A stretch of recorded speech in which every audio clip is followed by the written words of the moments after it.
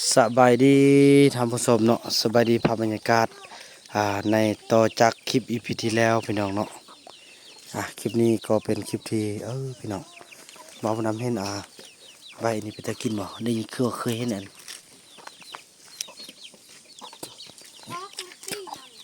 บอกเถอะลูกแน่ลูกเดี๋ยวนี้ไปอีพ่อพาไปเบิ่งอันนึงอันน้องไปเบิ่งอันนึงไปเบิ่งอันนั้นนะพ่อเบานำจะซ่อนให้เขาเจ้าหัวซาไปอีพ่อพาไปเบิ่งอันนึงอันน้องไปจอมไปเบิ่งยังไปอีพ่อพาไปเบิ่งไว้มาเดี๋ยวอีพ่อพาไปเบิ่งพี่น้องโดยบุเดียวลูกมาอย่าอันนี้คือจะซ่อนให้เขาเจ้าหัวจากหักซาทุกสิ่งทุกอย่างที่ได้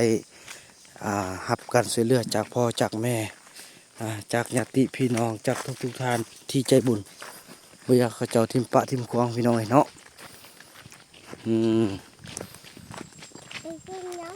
เดี๋ยวพ่อพามาเบิ้ง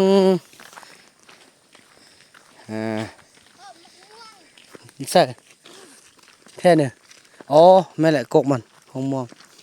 วันนี้พ่อพามาเบิ้งพอมาเบิ้งเด้อนี่มาเลยนี่เนาะมาพี่มาเห็นแล้วบ้านนี้อันนี้พูดเอามาพูดเอามาลูกพูดเอามาที่ไหนนี่อายงนึแม่นลูกแม่นบ่เบิ่งดูแม่นบ่แน่รถทิพย์คันนี้น่ะทางอันแม่วีเพิ่นซื้อมาเนาะเพิ่นซื้อมาให้บุญรอดแล้วพ่อลูกเอาไปมาขี่ทิมเดี๋ยวนี้นี่บ่ได้บ่มีคนก็รักทิมเสียดายก็เพิ่นซื้อเป็นเงินแพงได้ลูก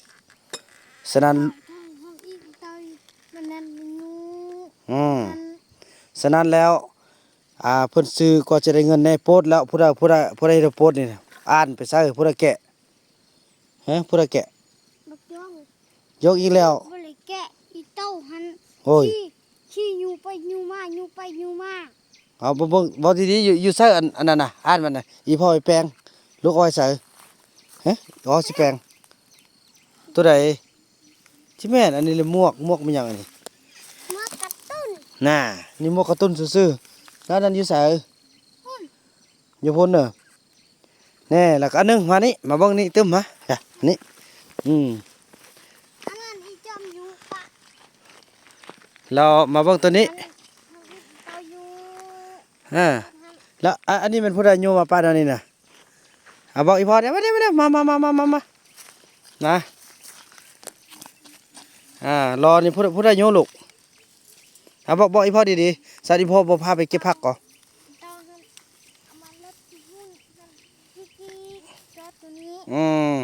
แล้ววันนี้เราลูกกับโยมมาไว้นี้อ๋อนั่นนี่เด้ออันนี้รถแม่ปันทิพย์เพิ่นเอาไว้ให้เฮาอยู่น้ำคันลูกสิขี่ก็ขี่ได้ขี่แล้วลูกก็ไปเมียนอยู่บ่อนพวกลูกอนามัยเด้อพวกลูกบ่ต้องมาเฮ็ดวันนี้บ่ได้ก็เสียเห็นบ่เขาใกล้ทางมานี่มันก็เสียนี่ลูกเฮ็ดอันนั้นบ่ได้ซั่นก็จอมเอานี่ไปเมียนหุ่นไป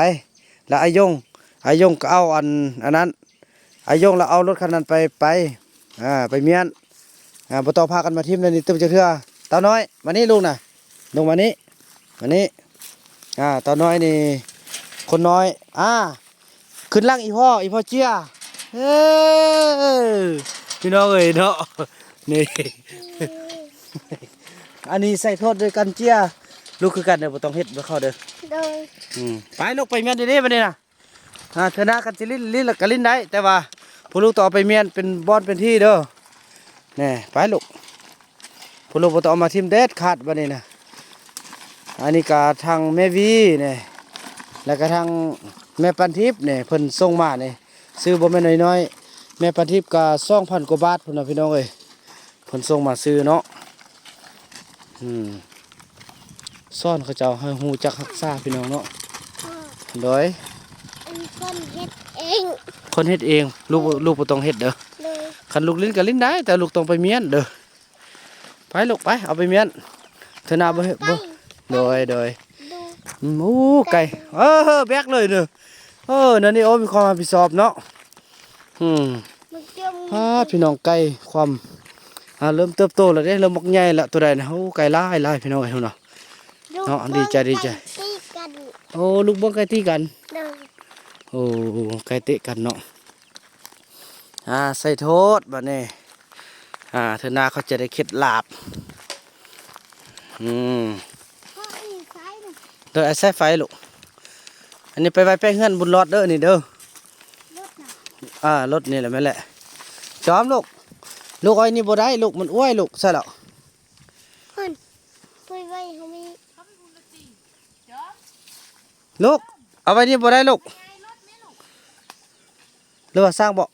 สร้างเถอะเอาไว้นี่ก็ได้เนาะเพราะว่าเฮาเป็นบ่อนที่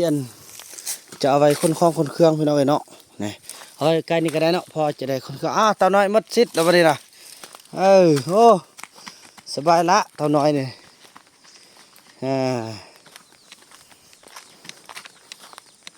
พี่น้องเนาะซ่อนก็ทีละน้อยอันนี้ผู้ได้เอาอ่างนี่มาไว้นี่นะผู้ได้เอาอ่างนี่ไว้นี่นะแม่เจวอนมันซื้อช่วยได้น่ะไปเอาไปเมียนได้ดีไป เมียนกใหญ่นี่น่ะไปเมียนบายบ่ได้โอ้บอกผู้น้อยยังผู้ใหญ่เว้ยแน่เอาเมียนดีๆอันนี้แหละมักง่ายซักเครื่องตักแล้วก็เป็นปะเลยเทนาเปียนมานี่น่ะ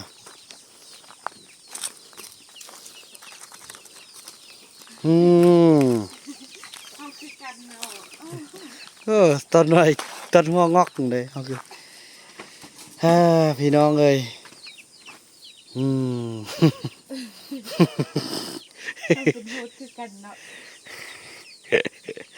นี่แหละซ่อนเข้าสมพ่อนี่มีแม่ต้อแม่โป้มานี่เด้ซ่อนนี่เนาะสิพากันเป็นแบบนี้เน่เห็นบ่จับได้หมดแล้วบัดนี้นี่ป้อสติกว่าอยากลังค่อยลังห้ำก็บ่มีน้ำ ลังห้วยลังสาว แท้อ้ายงูนี่ฟาดเว้ยสติกว่าอยากลังถ้วยลังซ้ำเอาเบาไปนั่นก็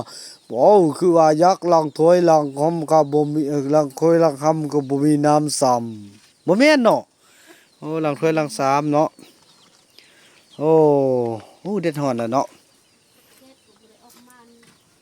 เริ่มออกมาแล้วเนาะบัดนี้มื้อนี้ก็จะเป็นอีกมื้อหนึงที่เฮาได้น้องเคยดัดแห้งแล้วไปพ่นน้ำไว้คือแล้วปานนี้น่ะเป็นนางเฝ้าเด้อนางเฝ้าเหรอจะเป็นได้บ่มีน้ำใช้พี่น้องเอ้ยซ่อนทีละเล็กทีละน้อยพี่น้อง อันนี้นะเห็นบ่จับได้บ่เฮ็ดเด้อ บ่ไรก็เอาบ่ได้เด้พี่น้องมีแม่โป้เพิ่นพาเฮ็ดจะบอกเอารถไปป้าไปนองเนาะ อันนั้นแหละก็เห็นตัวเองภาษาเขาก็ป้าแล้วแหละขนาดผู้ใหญ่เขาก็ยังป้าเขาจะว่าจังซั่นได้บัดนี้แม่นกก็บ่เฮ็ดแล้วเนาะผู้ลูกก็บ่เฮ็ดแล้วบัดนี้เด้อคันเฮ็ดแล้วมาเมียนไว้คือเก่านี่บ่นั้นผู้ลูกแป้งบ่เมียนรถเด้เมียนรถแล้วผู้ลูกเขาบ่เมียนพี่น้องสอนทะเลเล็กๆน้อยๆเหยาหมดบ่ต่อไปก็สิสอนเขาจะอนามัยบาดนี้นะอนามัยเฮือนนี่อวยหมดนี่แบบนี้นะอวยกองไว้เป็นบ่อนแล้วจุดทิ่มเนาะเฮียนก็เขาเฮียนเขาก็อีย่องจอชีกระเลอะเคอะคักวัดเอา เขาเฮียนก็บ่เข้าแล้วเด้มาเฮือนมาบ้านก็มาอนามัยมันเป็นแบบนั้นได้พี่น้องเอ้ย เขาวัดมันงาม ติ๊กกดงามแล้วนึแล้วก็ อ้อมอีเต้าอีย่องเฮ็ดเคอะยุกมิญะวัดเอา เนาะเขาบอกเขาเฮ็ดเนาะเฮาสินั่นเนาะเฮาสิไปเฮ็ดคุ้มขี้เหงื่อใส่ว่าเฮาเฮ็ดบนจูดขี้เหงื่อกันเนาะ บ่จุดก็บ่ได้เด้เนาะอ้วย บิ๊กคือเลอะเสอะสะหั่นบิ๊กน่ะ เนาะนี่โอ้ยเอามาแต่บ้านพี่น้อยบิ๊กเนาะซอซี่โอ้อันนั้นโอ้กดเหล้าซาติกินเนี่ยบ่ได้อีคูน คูณ น่ะอีคูนอันนั่นน่ะอีคูนเมามามื้อนั้นมาหายในว่าสิยกเฮือน อืม โอ้อีคูนนี่เนาะอกหักโอ้บักไฟเริ่มใหญ่แล้วเด้นี่เห็นบ่เริ่มใหญ่แล้วพี่น้องเด้อมามันให้เบิ่งเด้อนี่หลักกำทาลโอ้อันนี้เป็นบักไฟอันซี่นั่นนะพี่น้องบักไฟซี่อันอย่างคนอื่นเดี๋ยวบัดเนี่ยมากับหูแหละพี่น้องเอ้ยเนาะอืม รถอีบุญรอดก็ไปมั่งโพด นี่มางนี่อ่านอยู่ใช่ปะอาจจะแปลงให้อันบนนั่งมันอยู่ใส่เขาเอาไปทิ่มใส่ก็เลยไปซอก ซอกบ่เห็น ซอกลิ้นหมดเนาะด้อยลูก ก็บ่เห็น พอเดียวไปเดียวลูกมันยังเด่นฮอนเห็นบ่ลูกเด่นฮอนนี่บ่น้องก็ได้บอกเลยนะ น้องก็บอกว่ารอนทำ บอกก็บ่ฟังบ่ เขาบ่ฟัง อืม คือดมอีบุญรอดก็กินหมดแน่ อืมมีดบ้างก็เอาไปทิ่มหมดพี่น้อง ที่ขายใหญ่ทางนี้จังว่าน้องจักแต่จังไว้หั่นทางบอกเด็กน้อย เอาบ่หาบอกอืม นิดหน่อยเช้านี้บ่เห็นหนูบ่เห็น เขาเอาไปทิ่มหมดแล้ว ไปลิ้นซะก็ทิ่มป้ายมีเสื้อยายทิ่มอยู่ในป้าเลยเสื้อน่ะเสื้อนุ่ง ล น่ะ องภาคบ่เห็น อืม ไปเอาของอ้ายหักเฮ็ดหยังของ เนาะ ผ้าเฮาหักไปเฮ็ดขึ้นมาไว้ อืม สิไปเอานี่ไปเอามือหรือละ อืมไปเอาฟืนเอามือละเอา อืม อันนี้เบิ่งช่วยกันเอาเนาะนั่นแหละพี่น้องต่อไปบ่าวนำจะพาเขาเจ้าเฮ็ดกิจกรรมอนามัยเฮือนเนาะพี่น้องเอ้ยสุดคลิปนี้ก็ถือว่าได้เห็นหลายคนแล้วเนาะที่ว่าบ่มีความรับผิดชอบพี่น้องเอ้ยเนาะ หลายคนแล้วพี่น้องเอ้ยก็ได้ซ่อนเขาเจ้าไปทีละเล็กทีละน้อยพี่น้องนับแต่ผู้หลักผู้ใหญ่ผู้ละลงมาพี่น้องเอ้ยเนาะก็หวังว่าคือสิบ่เป็นตึมดติบัดนี้เนาะพี่น้องเนาะหุ่นเมทาแพทย์กำมะเริงเครื่องข้างคือว่าแล้วพี่น้องอันนั้นก็เพิ่นก็เกี่ยมศิลางแต่ว่าบ่มีน้ำพี่น้องเอ้ยขึ้นบ่หนองน้ำน่ะแต่ว่านั้นแหละพี่น้องสำหรับคลิปนี้บ่าวนำขออนุญาตจบคลิปกับซ้ำนี้ก่อนแล้วพบกันใหม่ในคลิปต่อไปเนาะคลิปนี้บ่าวนำขอกล่าวคำว่าสบายดี